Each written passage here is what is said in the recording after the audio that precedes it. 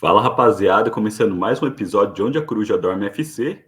E hoje para falar um pouquinho melhor a respeito da vitória do Corinthians por 2-0 contra o Fortaleza. Uma vitória que eu considero extremamente surpreendente, até pelas circunstâncias, né? O Corinthians optou por estar entrando em campo com um time alternativo contra um Fortaleza que, na minha visão, é a surpresa deste ano, né? É um Fortaleza que vem competitivo no Campeonato Brasileiro, vem com chance de título, briga no pelotão de cima, o que ninguém esperava se você fosse pegar o início do ano.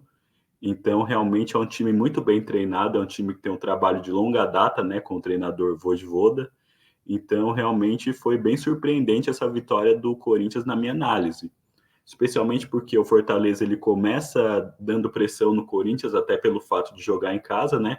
Em campeonatos eliminatórios, é natural que o time da casa sempre tente se impor, até porque é de grande importância que você faça um bom resultado na sua casa, porque na casa do adversário é sempre mais difícil, especialmente com o Corinthians. A gente vem de um histórico de o Corinthians conseguindo reverter os jogos da sua casa, né? Como aconteceu na rodada passada com o Juventude, onde o Corinthians conseguiu, apesar da má atuação que ele teve em Caxias do Sul, o Corinthians foi lá e conseguiu a virada em casa, muito empurrado pela torcida. A torcida do Corinthians é extremamente forte, faz bastante a diferença.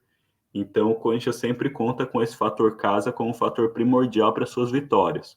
Fortaleza começou bem, começou criando oportunidades, começou dominando o Corinthians, teve bastante oportunidades, especialmente entre o começo do jogo e os 25 minutos do primeiro tempo. Começou criando bastante oportunidade, levando perigo para o Corinthians.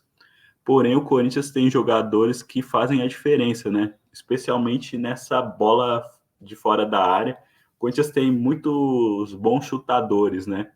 Eu quero destacar o Coronado, né? E também o Garro. O Coronado realmente, que foi o autor do primeiro gol, um golaço, realmente onde a coruja dorme, como diz o nome aqui do nosso canal. Foi um belo gol e um gol que, na minha visão, desestabilizou bastante o Fortaleza. Tanto que a gente começou, a partir desse primeiro gol, perceber uma certa tensão tanto entre os jogadores do Fortaleza quanto para a torcida. Essa tensão foi parar nas arquibancadas. A gente viu um Fortaleza um pouco mais nervoso, com bastante dificuldade para conseguir armar qualquer tipo de jogada. Tanto que no segundo tempo nós tivemos um jogo totalmente diferente, com o Corinthians dominando. O Corinthians teve inúmeras oportunidades, só não saiu com um resultado maior graças à falta de competência nas finalizações. O Thales Magno perdeu alguns gols que não se perdem em jogos decisivos, e também o Yuri Alberto.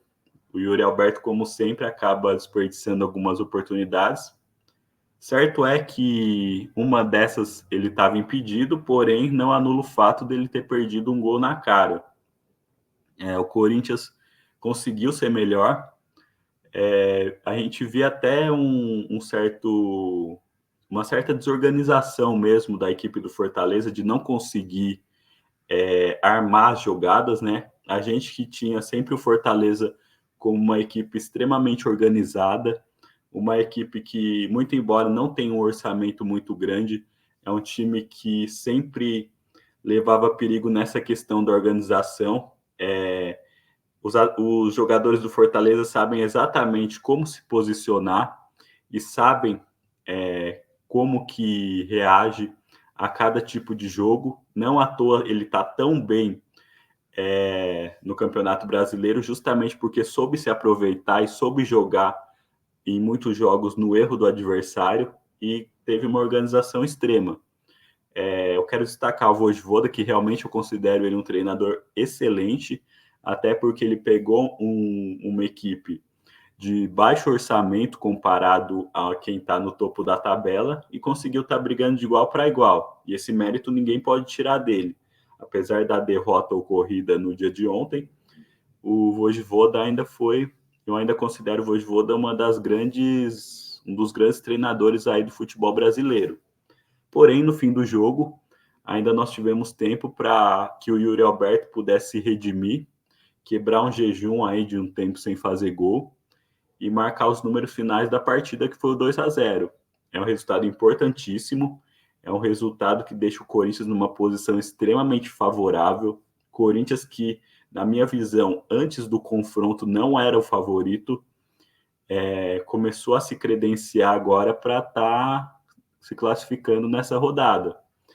Então foi bem surpreendente, porque algo que eu não consigo explicar, eu já pensei, já tentei analisar, já vi as estatísticas, mas é muito difícil a gente interpretar como que o Corinthians consegue jogar tão diferente nas Copas para o que ele joga no Brasileiro.